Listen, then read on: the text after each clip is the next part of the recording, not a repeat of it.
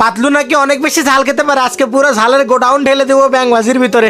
দেখি ও কেমন করে খায়। এই তো পাতলু চলে এসেছে। ভাই নে নে, তোর জন্য আমি অনেকগুলো ব্যাং ভেজে নিয়ে এসেছি, নে নে খা এগুলো। আরে বাপরে বাপ, মোটু তো অনেক সুন্দর করে নিয়ে এসেছে, তাড়াতাড়ি করে আমি খাওয়া শুরু করে দেই। ওর রে কি সুন্দর স্বাদ ব্যাং ভাজিটি, তাড়াতাড়ি করে আমি খেয়ে ফেলি। এ কি রে, এত ঝাল দিলাম তারপরে ওর কিছু হচ্ছে না। দাঁড়া দাঁড়া, খবর আছে তোর। এই তো এই বাস্কের ভিতর থেকে তাড়াতাড়ি করে মরিচের গুঁড়ো বের করি, এখন তুই মজা বুঝবি পাতলু।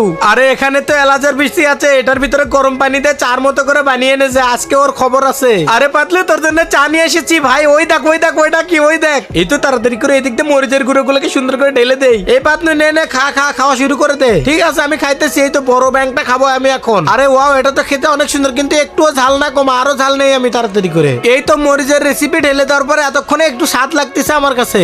আরে শালাই কয় কি, আমি এতগুলো মরিচ ঢেলে দিলাম তারপরে বলে ঝাল নাই, আবার ও ঝাল নিল। দেখি আমি একটা খেয়ে দেখি, তা ওরে বাবা রে, এটা তো ঝালে পুরো মুখ জ্বলে গেল আমার। আরে বাপরে, আমি তো এই পানি আবার খেয়ে ফেললাম। তোমরা আমার মোটু ভাইয়ের জন্য সাবস্ক্রাইব করো।